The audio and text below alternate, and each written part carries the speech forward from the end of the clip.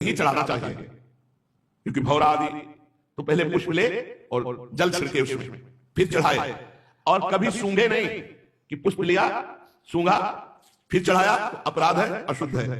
पुष्प लिया थोड़ा जल छिड़क दिया फिर प्रभु में चढ़ाया। पुष्प आदि जल छिड़कने से शुद्ध और सूंघने से अशुद्ध माना जाता है। तत्काल पकाया हुआ अन्न शुद्ध और एक रात बीता हुआ अन्न बासी माना जाता है।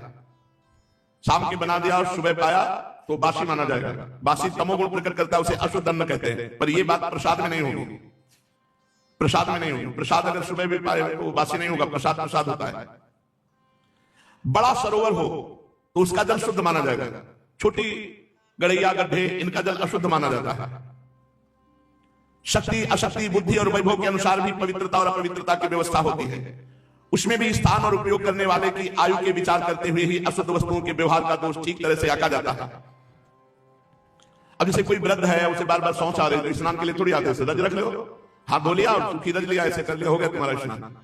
लेकिन ये जवान के लिए नहीं है, ये जवान के लिए नहीं है, ये वृद्ध के लिए है, ये बीमारी के लिए। मतलब ऐसा नहीं कि वो कह रहे थे कि शौच हो लिया और रज ऐसे कर लिया, उसके लिए परम पवित्रता है। शौच हुआ, हाथ धोया, चरण धोए, रज लिया, सूखी वैसे कर लिया, हो गया, मैं कपड़े सही परम पवित्र माना जाएगा। लेकिन जवान नहीं, नहाओ, ठंडा ठंडा जल डाल के 3 बार कम से कम स्नान करो। किसी को भी पवित्र रहना ही है जो भगवत मार्ग में चलता है। और पवित्र होना हो तो जैसे कई बार शौच लगती है, तो ऊपर के कपड़े उतने ही जो ऊन आदि के सर्दियों में, और उनको भी समेट के ऐसे कम से कम छाती तक, और नीचे फिर जाए शौच हुए, हाथ धोए, पैर धोए, कमर से स्नान कर ले, कपड़ा सब कुछ ले, फिर कपड़े पहने। अब ये पहने पहने कपड़ा गए शौचालय में शौच करके सब बाहर आए, सब अपवित्र कर दिया। भाई वृद्ध और बीमार के लिए नियम नहीं, उनके लिए अलग नियम है।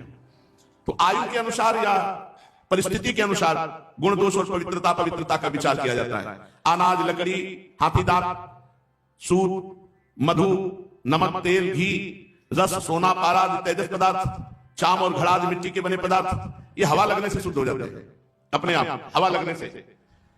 और कुछ ऐसे हैं जो आग में रखने से पवित्र हो जाते हैं, कुछ ऐसे हैं जो मिट्टी से स्पर्श कराने से पवित्र हो जाते हैं, कुछ ऐसे हैं जो जल के स्पर्श कराने से पवित्र होते हैं। देश काल और अवस्था के अनुसार कहीं जल कहीं मिट्टी आदि से पवित्रता बहुत आवश्यक है। जब आप पवित्र रहेंगे तो भजन बहुत होगा।